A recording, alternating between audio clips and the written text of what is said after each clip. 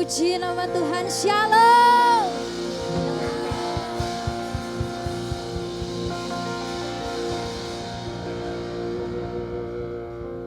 Ya Bapak Ibu Saudara, kita bersyukur kita sudah sampai di awal bulan, di bulan yang ke-11. Puji nama Tuhan, penyertaan Tuhan tidak pernah hilang dalam kehidupan kita. Amin. Biar hari ini kita mau bersama-sama bersuka cita, memuji dan memuliakan nama Tuhan. Tentunya Allah kita, Allah yang dahsyat, Allah yang besar, amin. Mari kita bersama-sama memuji, memuliakan nama Tuhan. Haleluya.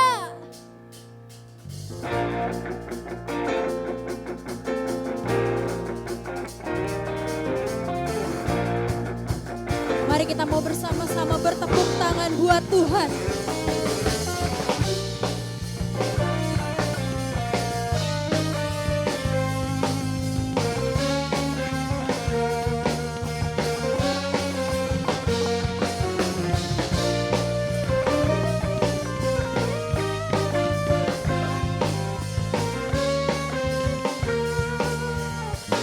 Mari jemaat Tuhan bersama katakan, sebab Tuhan Maha Besar dan sangat terpuji. Katakan Dia dahsyat dari segala alam.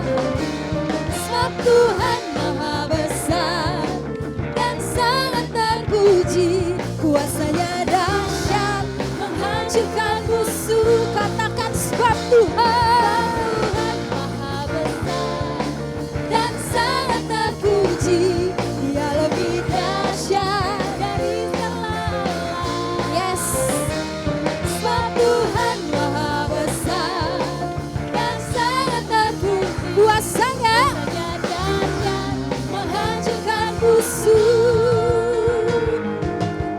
Ibu Saudara, saya mau ajak kita semua naikkan pujian ini dengan lebih sungguh-sungguh buat Allah kita yang dahsyat. Ceritakanlah kemuliaannya di antara segala bangsa dan perbuatannya yang sungguh ajaib. Kita mau ceritakan kebaikan Tuhan.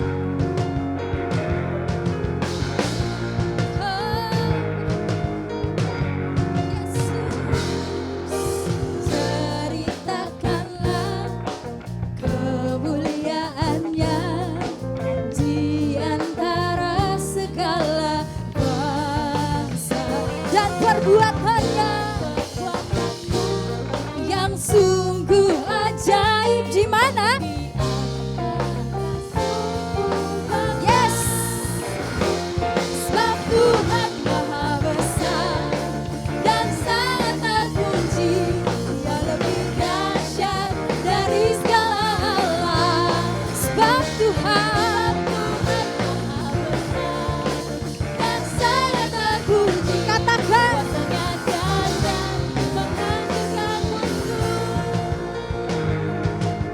Lebih sungguh lagi saya mau ajak Bapak Ibu Saudara menceritakan kebaikan dan kemuliaan Tuhan. Ceritakanlah kemuliaannya di antara segala bangsa dan perbuatannya yang sungguh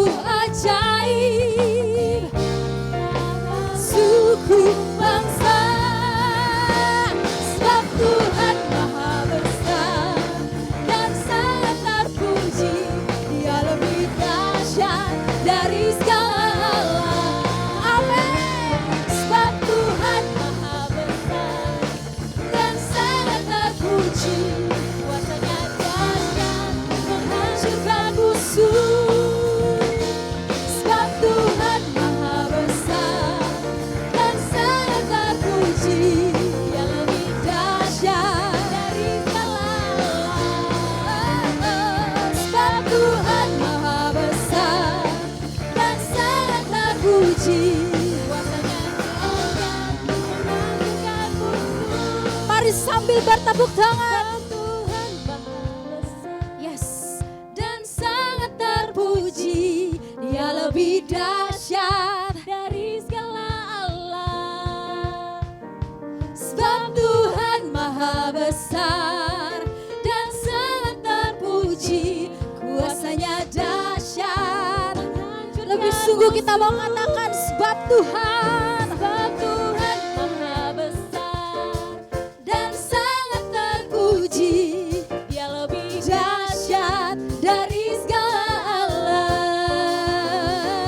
Sebab Tuhan maha besar dan sangat terpuji, kuasanya dahsyat menghancurkan musuh.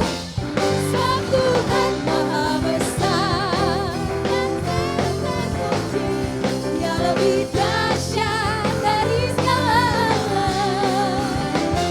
Sebab Tuhan maha besar dan sangat terpuji, kuasanya dahsyat.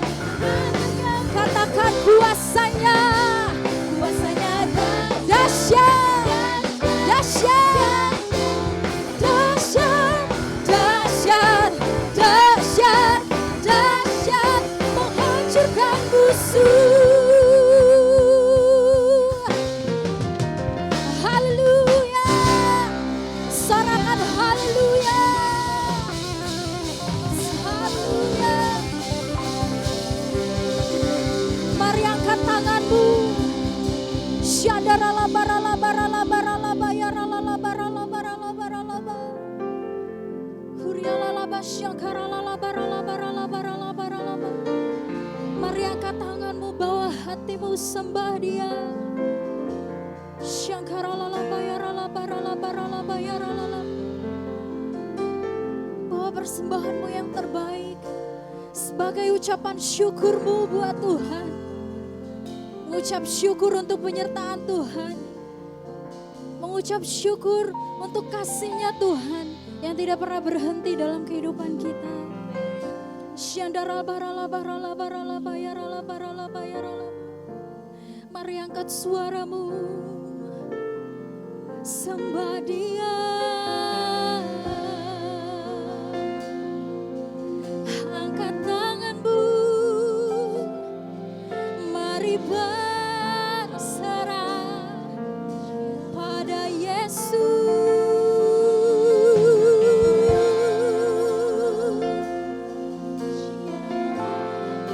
Haleluya, haleluya. Terima kasih Tuhan, terima kasih Tuhan buat kasih-Mu, penyertaan-Mu. Kasih-Mu sempurna.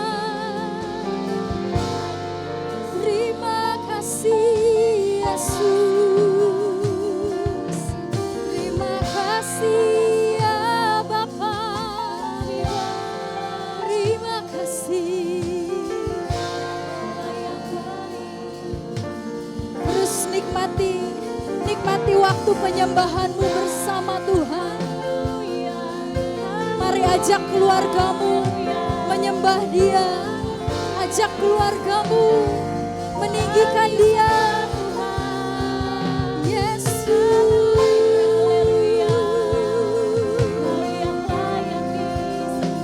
Terima kasih untuk penyertaan-Mu. Terima kasih Tuhan. Terima kasih Yesus.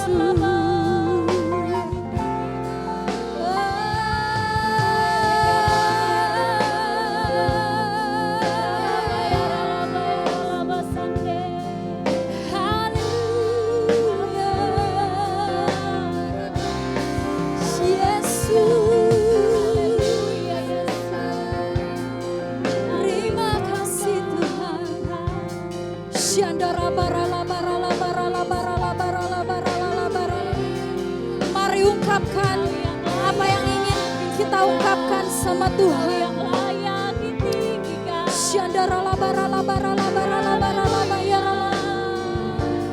Sebab Dia Allah yang mendengar setiap doa kita. Dia Allah yang menjawab dan menjamah setiap hati kita. Terima kasih Yesus.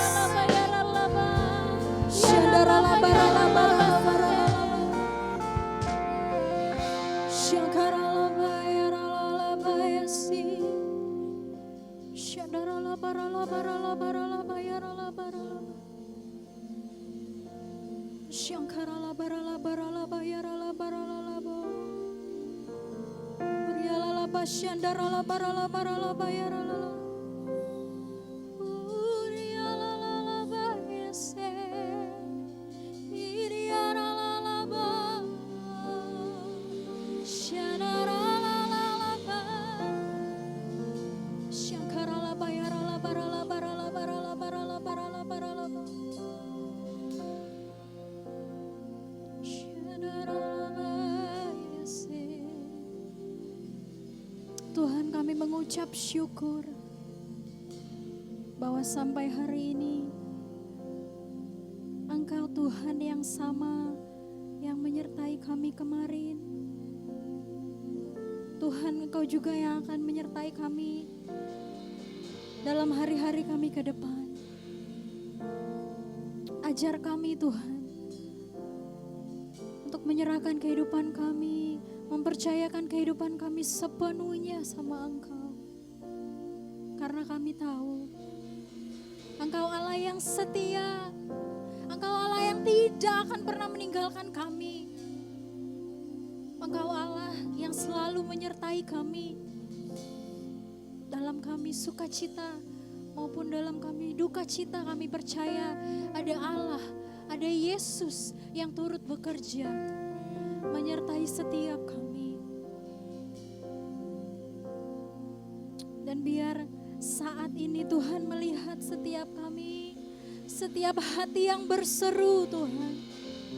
Kami rindu Engkau hadir di rumah-rumah, Engkau hadir dalam keluarga kami, dan terlebih Engkau hadir dalam setiap hati kami. Penuhi kami Tuhan. Terima kasih Yesus. Terima kasih.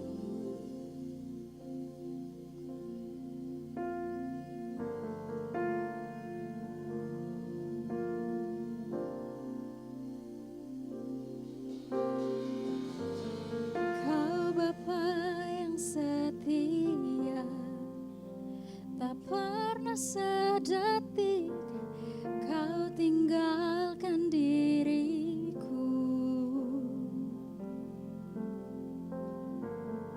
Hatiku teguh di dalam janji-Mu sampai ku melihat kuasa-Mu. Karya-Mu sempurna, ajaib dan mulia, penyertaan-Mu buktikan kasih-Mu kepadaku. Ku agungkan Engkau, Yesus termulia, kasih-Mu terindah selamanya. Kami percaya Tuhan, kasih-Mu terindah selama-lamanya.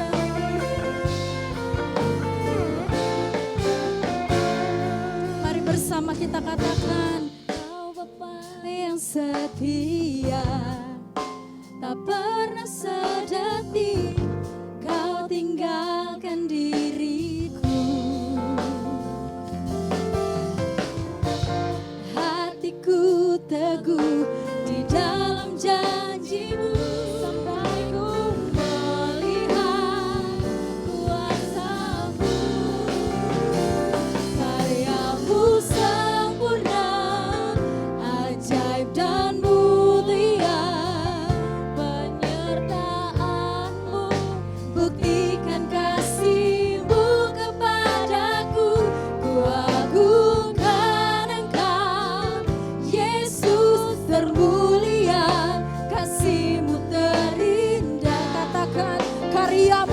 sempurna.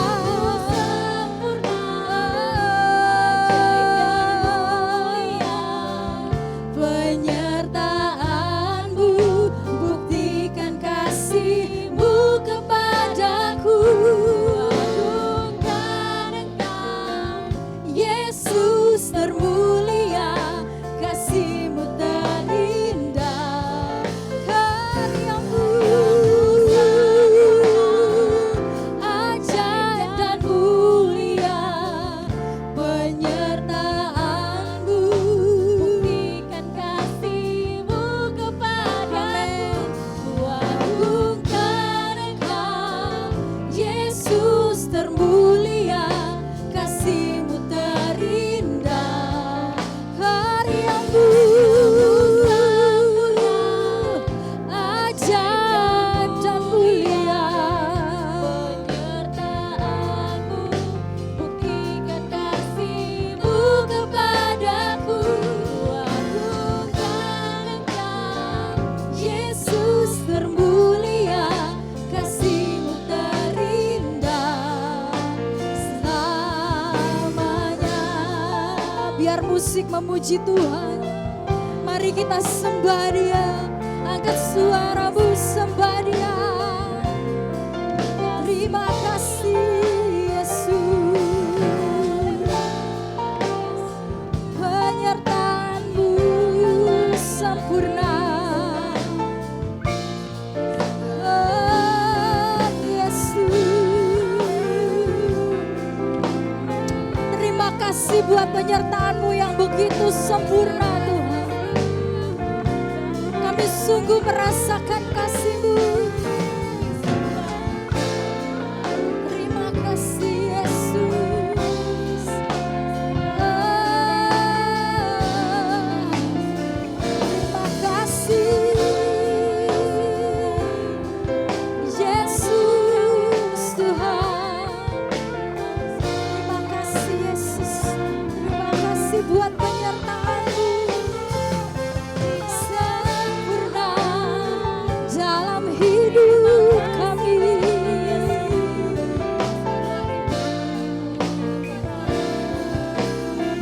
Katakan ku tetap percaya, ku tetap percaya di dalam kesesakan. Ku tetap percaya walau tak melihat, sebab ku yakin karya-Mu sempurna, ajaib dan mulia, penyertaan-Mu buktikan kasih-Mu kepadaku. Agungkan Engkau, Yesus termulia, kasih-Mu terindah. Dan lebih sungguh terima kasih Tuhan. Penyertaan-Mu buktikan kasih-Mu kepadaku. Yesus termulia, kasih-Mu terindah, kasih-Mu terindah.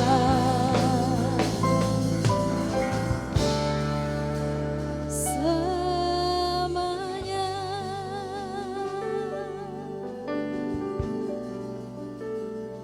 selamanya Tuhan, penyertaan-Mu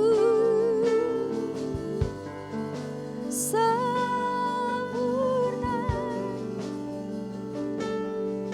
dalam hidup kami. Terima kasih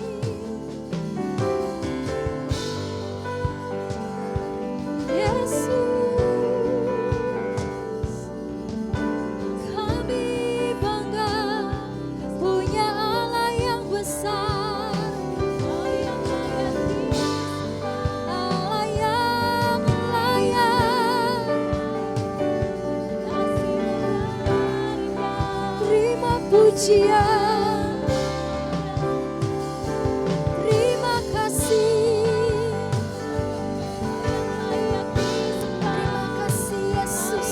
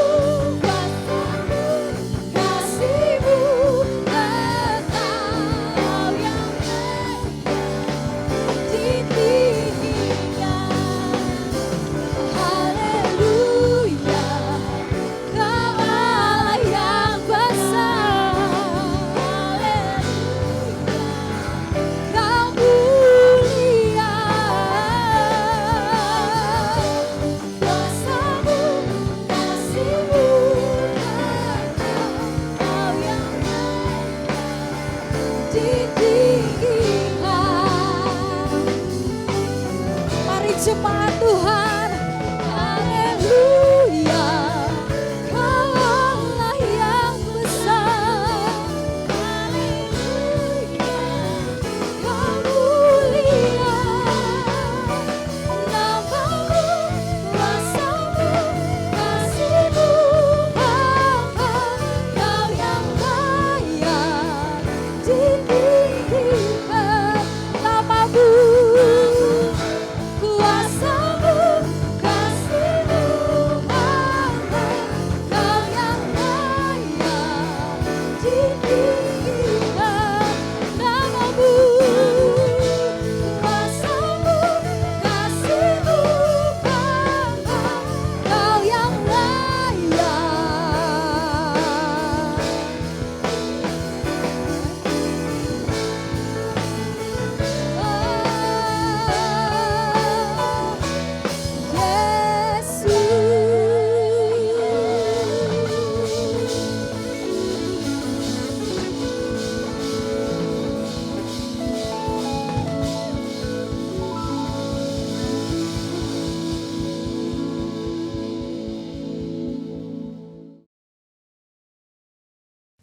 Shalom saudara sekalian, dimanapun saudara berada, saya berdoa, perlindungan dan hadiratnya memenuhi saudara selalu. Kita akan membahas mengenai apakah boleh orang percaya menghardik setan dan juga sakit penyakit.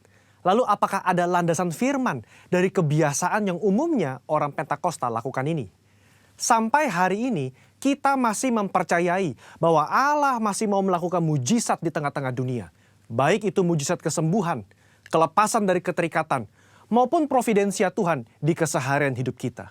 1 Korintus 3 ayat 9 jelas berkata bahwa kita adalah kawan sekerja Allah di dunia ini. Dan Yesus mengutus umatnya untuk memberitakan Injil sembari mengusir setan demi namanya dan mendoakan mereka yang sakit. Di tengah dunia yang dipenuhi oleh sakit penyakit dan banyak kelemahan ini, apa yang dapat umat Tuhan lakukan secara rohani bagi keselamatan negeri kita? Kita berdoa dan menghardik sakit penyakit ini agar Allah berpekara dan mengadakan mujizatnya. Khususnya bagi Indonesia yang sedang dilanda COVID-19. Hal ini dilandasi dan dipagari oleh 4 hal. Yang pertama, teladan Yesus yang melakukan mujizat supernatural. Di dalam perjanjian baru, tercatat ada 7 kali Yesus mengusir setan dalam kitab Matius, Markus, dan Lukas. Dan begitu banyak catatan Yesus menyembuhkan mereka yang sakit, baik secara perorangan maupun secara kalayak ramai.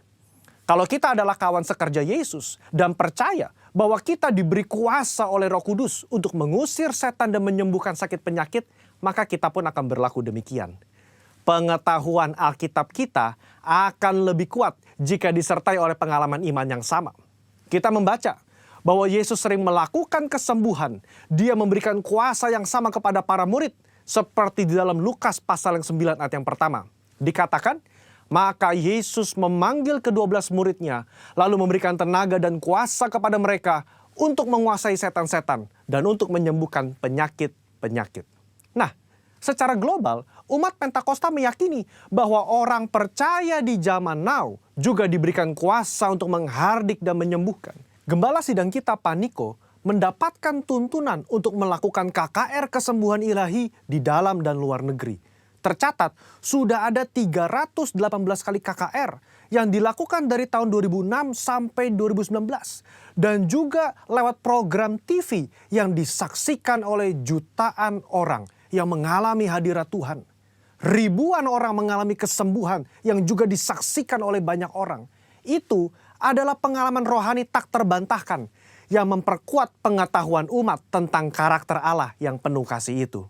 Kalau kita membaca sejarah kegerakan Pentakosta secara global, maka saudara akan melihat begitu banyak mujizat supernatural yang Tuhan kerjakan lewat hamba-hambanya di berbagai belahan dunia.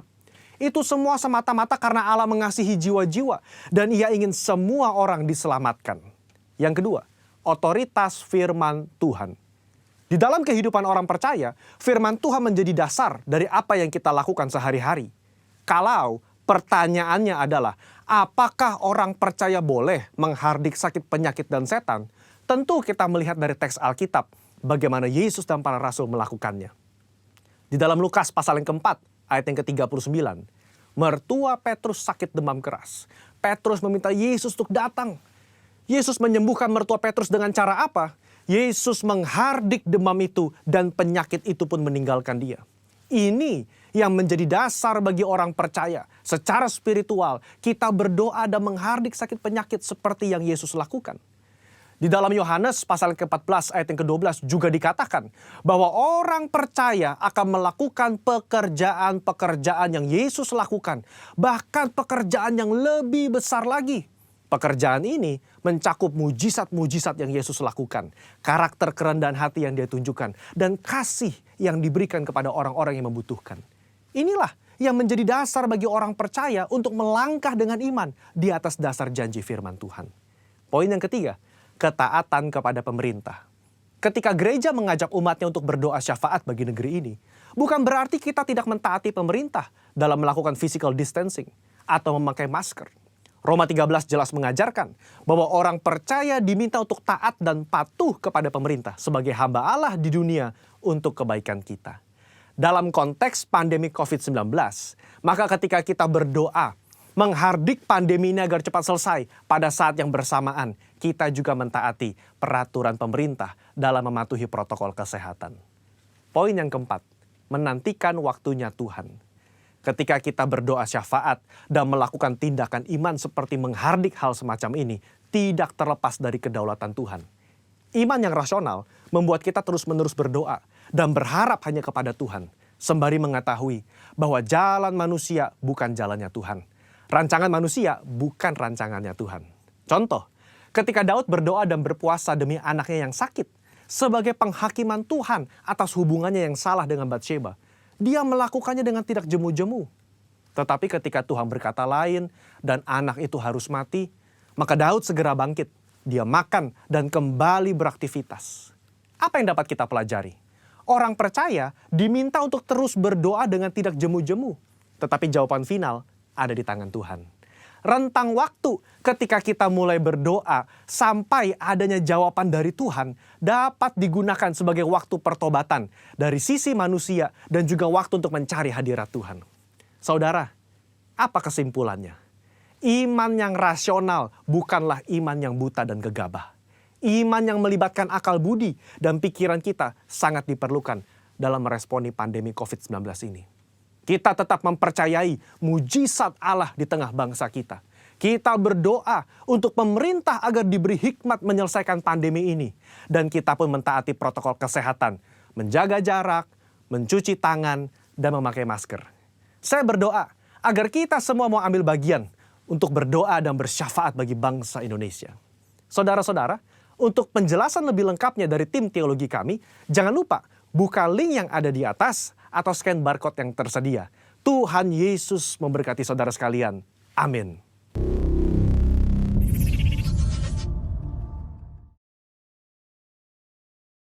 Shalom, salam sejahtera bagi kita semua Bapak Ibu Saudara. Kita berjumpa kembali dalam anugerah dan kasih karunia Tuhan yang memelihara kita semua. Mari kita akan siapkan hati, waktu, dan perhatian kita supaya firman yang kita akan dengar bersama, kita akan pelajari bersama boleh benar-benar memberkati dan mengubahkan hidup kita. Nah, saya ingin share pada saat ini tentang kekuatan atau strength. Nah, bukankah inilah hal yang diinginkan dan dirindukan dan diupayakan oleh banyak orang? Siapa yang gak ingin tubuhnya kuat? Makanya kita olahraga, kita rajin untuk gym dan sebagainya. Nah, siapa yang tidak ingin keuangannya kuat? Ya, siapa yang tidak ingin kedudukannya kuat? Bicara kekuatan, maka itulah harapan dan kerinduan semua orang. Dan kita berani bayar berapapun harganya untuk mendapatkan kekuatan itu. Nah, terutama dalam masa-masa pandemi ini, Bapak Ibu Saudara, di mana ada banyak tantangan, krisis, dan kehidupan yang semakin berat, maka kita rindu agar rumah tangga kita kuat, iman kita kuat, pengharapan kita kuat. Saya percaya kita tidak hanya ingin hidup kita indah, tetapi juga harapan kita adalah hidup kita kuat dan mampu bertahan menghadapi segala tantangan yang ada. Saya akan ajak kita melihat firman Tuhan dalam Efesus pasal yang ke-6 ayat yang ke-10. Efesus pasal yang ke-6 ayat yang ke-10. Saya akan bacakan dan kita akan simak dengar dengan baik. Demikian firman Tuhan, akhirnya, ya, jadi akhirnya hendaklah kamu kuat di dalam Tuhan, di dalam kekuatan kuasanya. Akhirnya hendaklah kamu kuat di dalam kekuatan, di dalam Tuhan, di dalam kekuatan kuasanya. Nah, Bapak Ibu, Paulus sedang berbicara kepada jemaat di Efesus.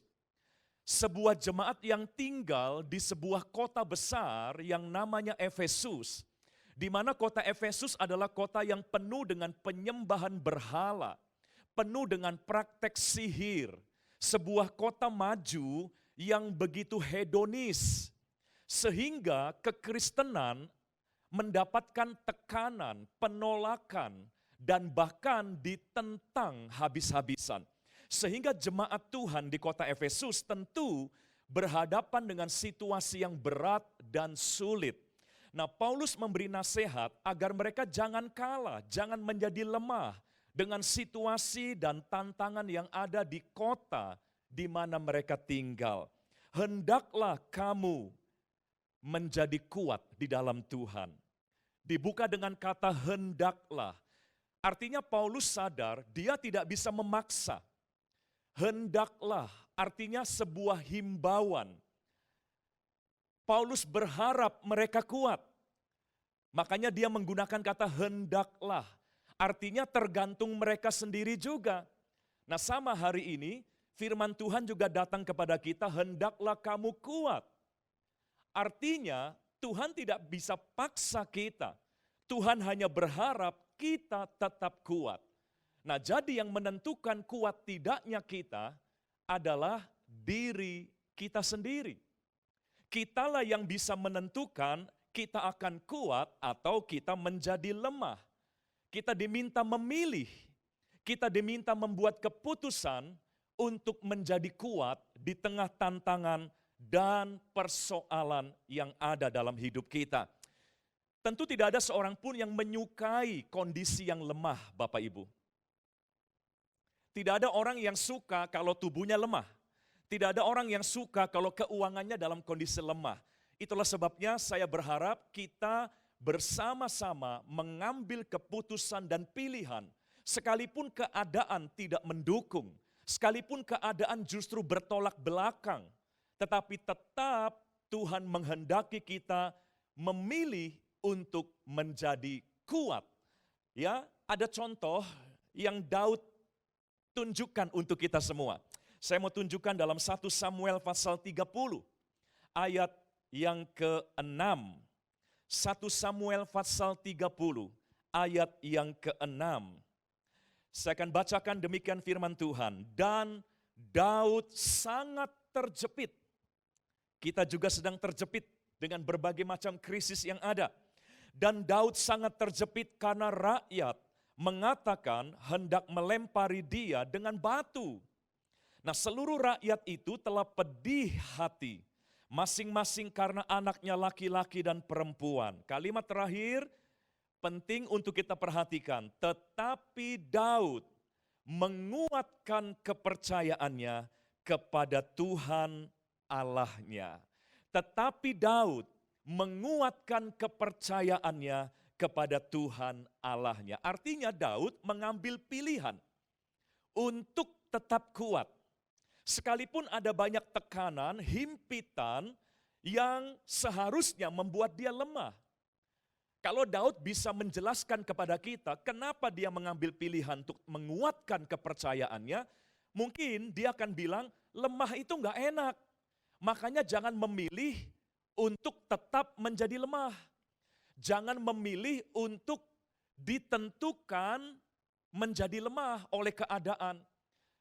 Jadi Daud seolah-olah ingin berkata, mengapa saya mengambil keputusan untuk menguatkan kepercayaan saya? Mengapa saya ambil keputusan untuk tidak mau lemah? Mungkin dia akan berkata, karena lemah itu enggak enak. Ya Bapak Ibu Saudara, Lemah itu artinya nggak punya kekuatan untuk meraih sesuatu dalam hidup kita. Lemah itu artinya nggak bisa bertahan untuk menghadapi sesuatu dalam hidup kita. Lemah itu artinya bahkan tidak bisa berbuat apa-apa, tidak bisa melakukan progres dalam hidup kita. Nah Bapak Ibu Saudara, makanya mari jangan terlena dalam kelemahan. Jangan berkata, ya sudah, kalau memang harus lemah, mau gimana lagi? Jangan membiarkan diri kita terus-menerus dalam kelemahan. Mari ambil keputusan, saya mau menjadi kuat. Ambil tindakan untuk membuat hidup kita menjadi kuat dan tidak lemah. Mungkin Bapak Ibu berkata, tapi situasi Pak, Daud juga punya situasi yang buruk. Dikatakan bahwa ada banyak orang menghimpit dia dengan kekecewaan, dengan kepahitan, dan itu dilampiaskan semuanya kepada Daud. Daud juga tidak punya situasi yang mendukung, tapi dia memberanikan diri untuk mengambil pilihan menjadi kuat. Makanya Rasul Paulus tadi berkata, hendaklah, artinya tergantung kamu. Hendaklah kamu menjadi kuat. Menjadi kuat di dalam Tuhan dan di dalam kekuatan kuasa-Nya. Kita kuat bukan di dalam self-confident kita, bukan. Kita kuat bukan di dalam keuangan dan kedudukan kita. Yang lebih penting adalah kita kuat di dalam Tuhan dan di dalam kekuatan kuasa-Nya. Nah, pada kesempatan ini saya mau tunjukkan 3 sumber kekuatan yang Bapak Ibu bisa dapatkan dalam hidup kita masing-masing. Tidak peduli saudara orang yang sudah cukup tua atau masih muda, tidak peduli saudara pria atau wanita, tidak peduli kita apapun status sosial kita. Maka saya akan tawarkan, Alkitab akan tawarkan 3 sumber kekuatan. Yang dari 3 hal itu kita bisa dapatkan kekuatan dalam hidup kita. Yang pertama, Ayub pasal 17 ayat yang ke-9. Ayub 17 ayat yang ke-9. Firman Tuhan berkata begini, meskipun begitu orang yang benar tetap pada jalannya. Nah kalimat terakhir perhatikan, dan orang yang bersih tangannya bertambah-tambah kuat. Saya ulangi, kalimat terakhirnya bagus sekali untuk kita perhatikan. Orang yang bersih tangannya bertambah-tambah kuat. Jadi sumber kekuatan yang pertama adalah pembersihan kehidupan kita. Makanya mari hiduplah dalam pertobatan Bapak Ibu Saudara. Jangan biarkan ada dosa, kenajisan, pelanggaran, ketidaktaatan yang terus kita pelihara. Hiduplah benar dan bersih di hadapan Tuhan. Sebab dikatakan orang yang bersih tangannya bukan cuma kuat, tapi bertambah kuat dari waktu ke waktu. Kalau kita membersihkan hidup kita, artinya hidup dalam pertobatan, mau mengoreksi diri, mau membuang apa yang masih salah dalam hidup kita, maka berkatnya adalah kita akan dibawa from strength to strength. Kita akan dibawa Tuhan dari kekuatan yang satu kepada kekuatan yang berikutnya.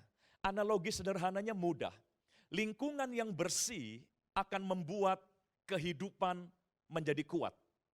Sebaliknya lingkungan yang kotor, lingkungan yang tercemar, lingkungan yang penuh racun dan penuh dengan bahaya, itu akan membuat semua yang hidup di lingkungan itu menjadi lemah kehidupannya. Nah, hidup kita juga harus bersih. Jangan hidup dalam kekotoran lagi. Dosa akan menggerogoti kekuatan kita. Tapi sebaliknya ketaatan kepada firman Tuhan akan meningkatkan kekuatan rohani kita. Kembali saya tunjukkan contoh dari Raja Daud.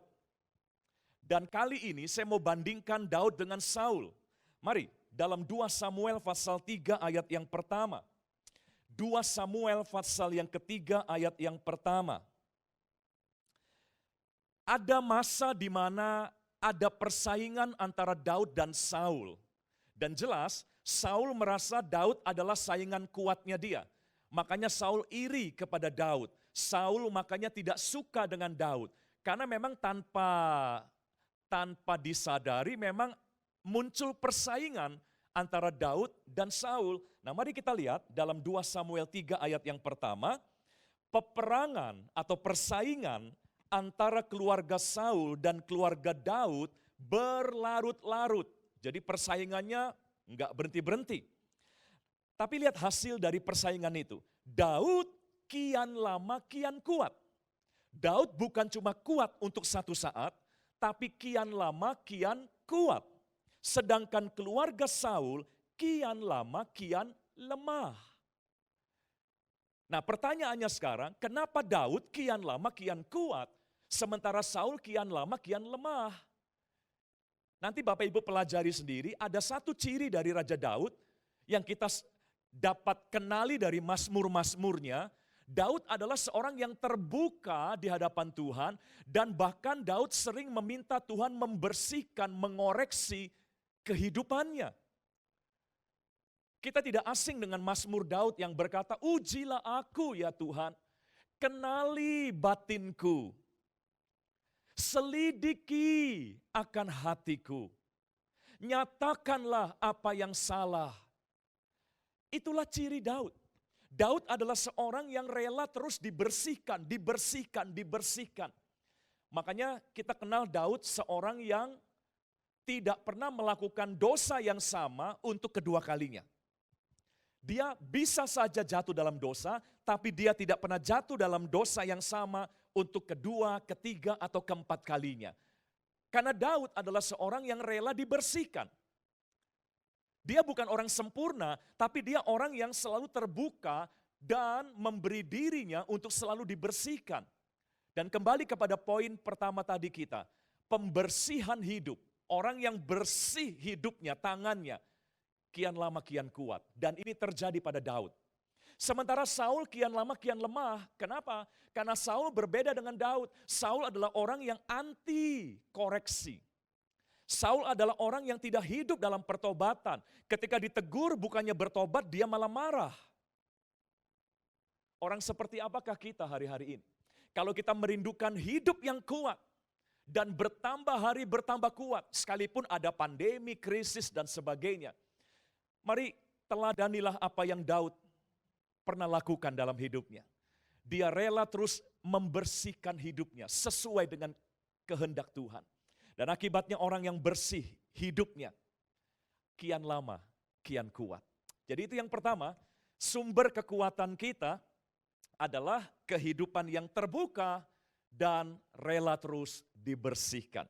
Nah, yang kedua Bapak Ibu Saudara, saya ajak kita melihat dalam Injil Lukas pasal yang kedua, ayat 39 sampai 40.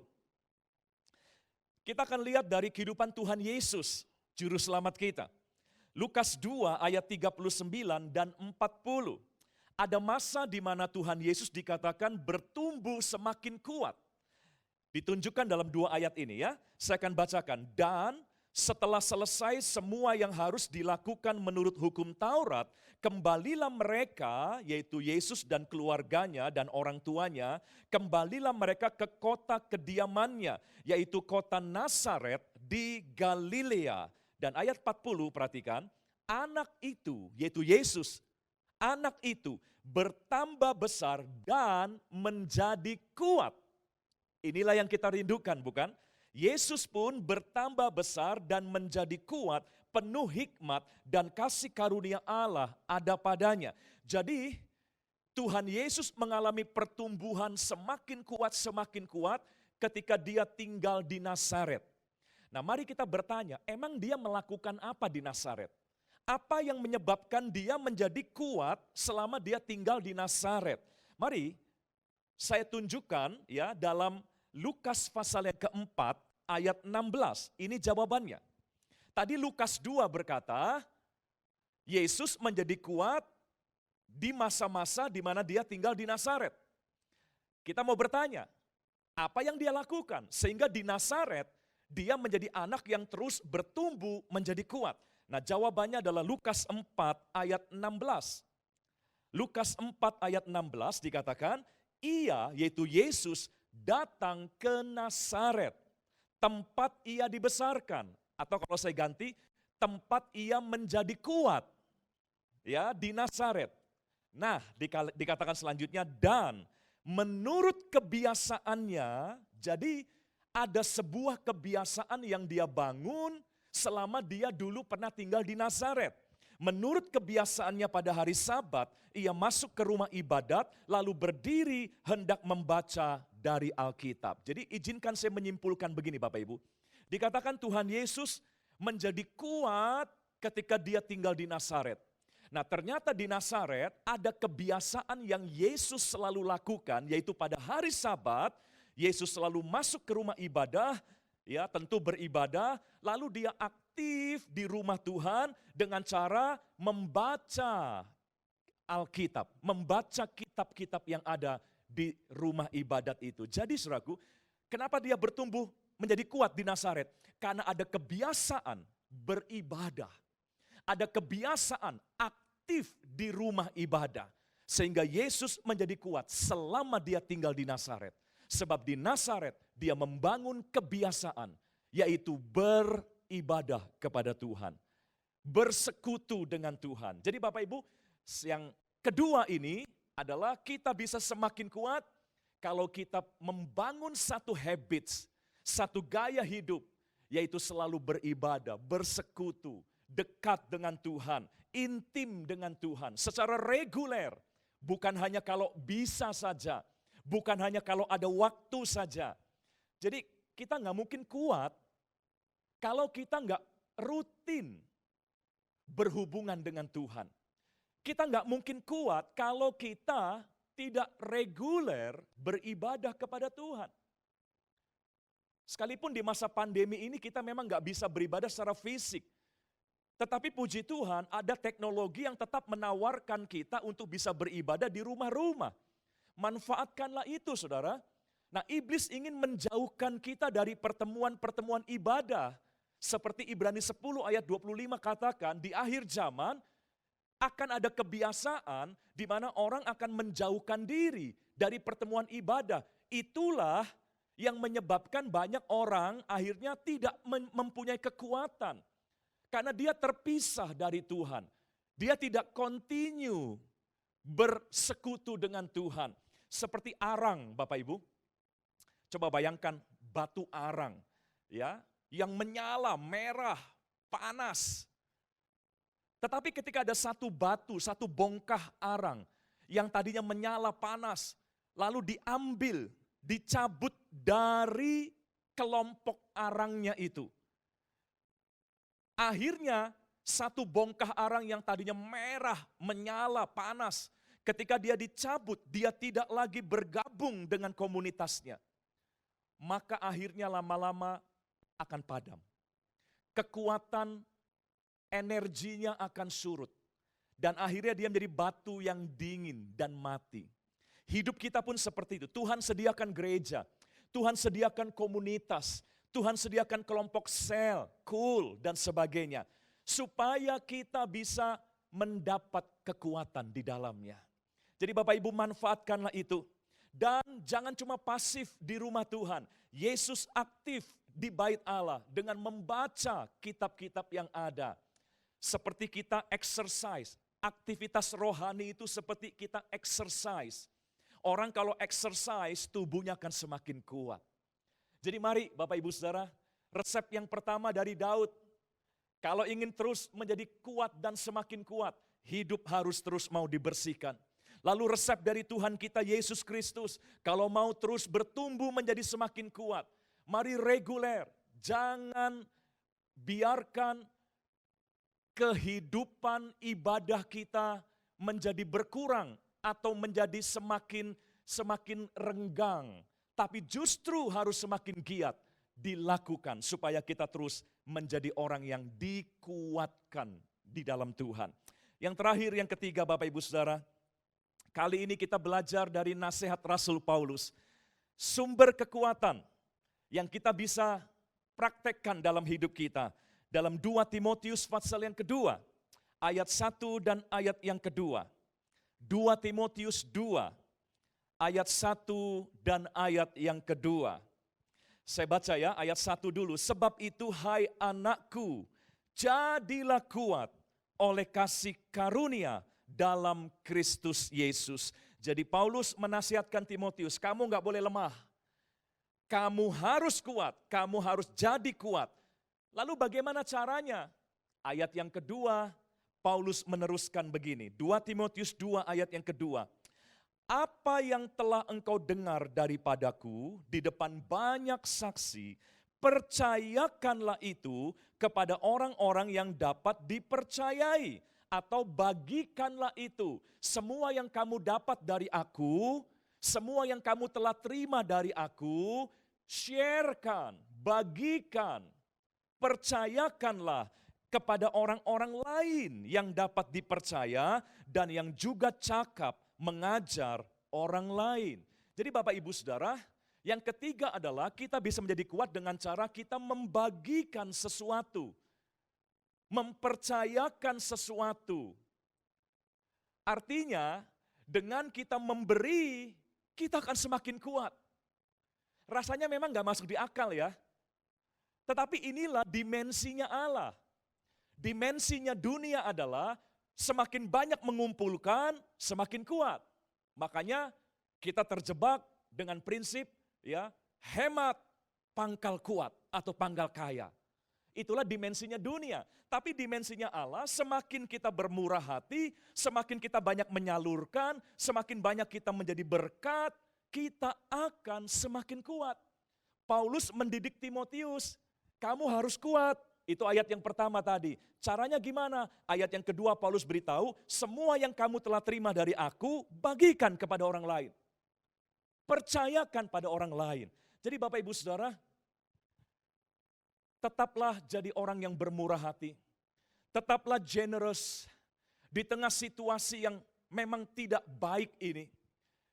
Sebab Tuhan berjanji orang yang banyak menyebarkan harta akan semakin kuat dan diperkaya. Mari saya akan tunjukkan Amsal pasal 11. Amsal 11 ayat 24 dan 25. Amsal 11 ayat 24 dan 25. Amsal ditulis oleh seorang yang berhikmat. Seorang yang tahu bahwa itu kebenaran. Dia tidak mungkin menuliskan sesuatu yang salah. Ini bukan hoax. Ini bukan hoax. Ini fakta yang dia lihat dalam kehidupannya. Dia tulis begini, ayat 24. Ada yang menyebar harta, tetapi bertambah kaya. Finansialnya bertambah kuat. Justru ketika semakin bermurah hati, begitu ya. Ada yang menghemat secara luar biasa, namun selalu berkekurangan. Itu dimensi dunia. Lalu ayat 25 dikatakan, siapa banyak memberi berkat, diberi kelimpahan. Siapa memberi minum, ia sendiri akan diberi minum. Jadi Bapak Ibu Saudara, mari raihlah kekuatan dalam hidup kita. Ketika Tuhan berkata, hendaklah kamu kuat. Tuhan juga sediakan caranya, sumber-sumbernya, supaya kita menjadi kuat. Saya ulangi yang pertama, jangan hidup dalam kekotoran lagi. Bersihkan hidup kita. Kalau hidup kita bersih, kita akan semakin bertambah kuat. Lalu yang kedua, pertahankan gaya hidup, kebiasaan di mana kita selalu dekat dengan Tuhan, beribadah kepada Tuhan. Maka itu akan membuat kita seperti Yesus, bertumbuh menjadi semakin kuat. Dan yang ketiga, masuk dimensinya Tuhan, bermurah hati, jadi berkat, jadi saluran, terus jadi saluran dalam banyak hal. Bukan hanya dalam hal keuangan, ya, tetapi dalam banyak hal, perhatian, doa, dukungan, dan sebagainya. Maka setiap orang yang bisa membagikan sesuatu, mempercayakan sesuatu, dia akan semakin bertambah kuat.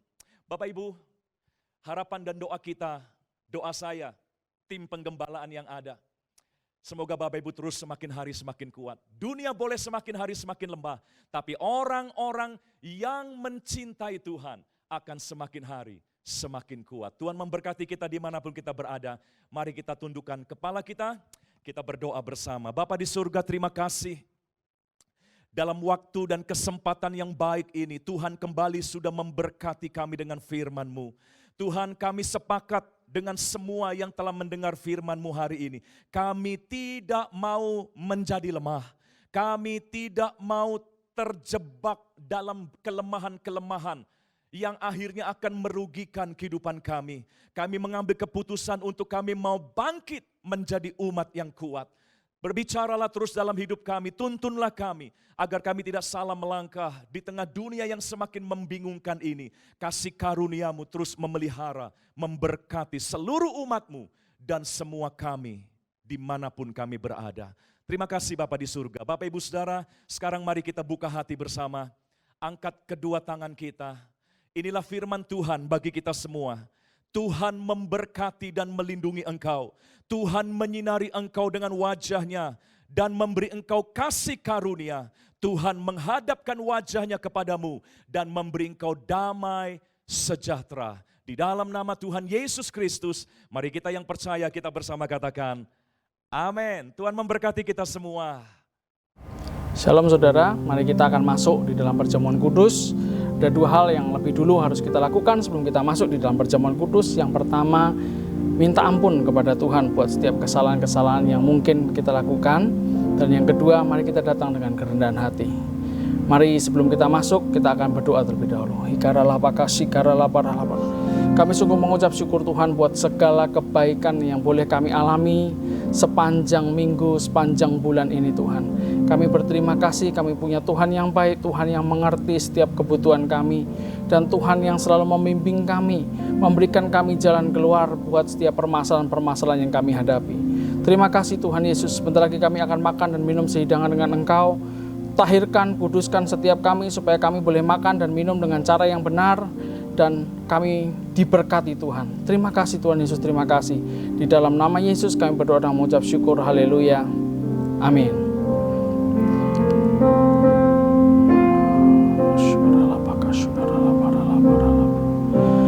Tiada pernah ku ragukan kasih setia-Mu ya Tuhan. Setiap waktu dalam hidupku tak pernah Kau tinggalkan. Meski langit tampak suram, awan gelap pun menghadap. Hadapi badai, lewati gelombang, tak pernah Kau tinggalkan diriku.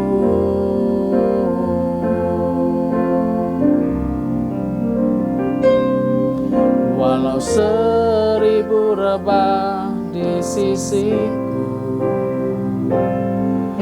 Kau tetaplah Allah penolongku. Walau 10.000 rebah di kananku, takkan ku goyah sebab Yesus sertaku. Takkan ku goyah sebab Yesus sertaku. Takkan ku goyah sebab Yesus sertaku.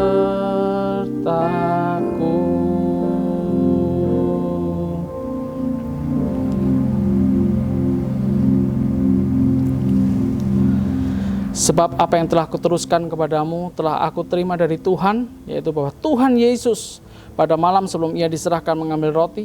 Mari kita angkat roti di tangan kanan kita tinggi-tinggi. Dan sesudah itu Ia mengucap syukur atasnya. Ia memecah-mecahkannya dan berkata, inilah tubuhku yang diserahkan bagi kamu. Perbuatlah ini menjadi peringatan akan aku. Saudara-saudara yang dikasihi Tuhan, bukankah roti yang ada di tangan kanan kita ini adalah persekutuan kita dengan tubuh Kristus? Mari kita makan bersama di dalam nama Tuhan Yesus Kristus.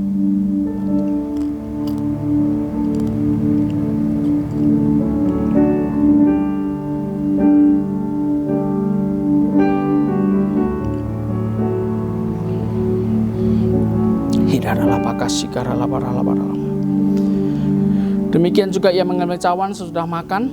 Mari kita angkat cawan di tangan kanan kita tinggi-tinggi. Lalu berkata, cawan ini adalah perjanjian baru yang dimeteraikan oleh darahku.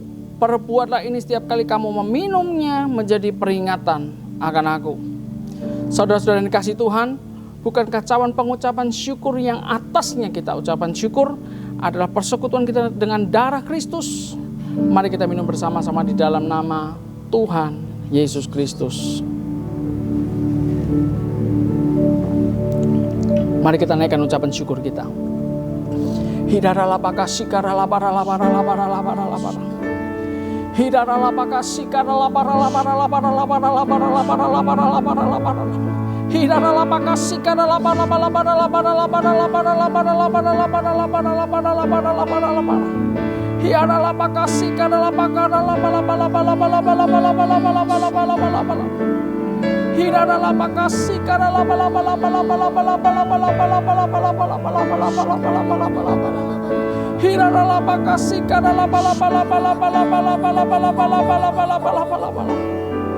Yesus, Yesus, Yesus. Aku ada saat ini, semuanya karena kasih-Mu. Aku hidup hari ini, semua berkat kemurahan-Mu. Terima kasih Yesus, Engkau sangat baik, teramat baik bagiku. Aku ada saat ini, semuanya karena kasih-Mu. Aku hidup hari ini, semua kemurahan-Mu. Terima kasih Yesus, Engkau sangat baik, teramat baik bagiku. Yesus, Engkau sangat baik, teramat baik bagiku. Yesus, Engkau sangat baik, teramat baik bagiku. Terima kasih Tuhan buat kasih-Mu, buat penyertaan-Mu, buat perlindungan-Mu. Di tengah hari-hari yang tidak semakin baik, kami tetap dipelihara oleh Tuhan, kami tetap dijaga oleh Tuhan, kami tetap diberkati oleh Tuhan. Kami sungguh mengucap syukur buat segala hal yang Tuhan kerjakan dalam hidup kami. Terima kasih Tuhan Yesus, terima kasih. Hanya di dalam nama Yesus kami berdoa dan mengucap syukur. Mari kita sama-sama katakan amin. Tuhan Yesus memberkati.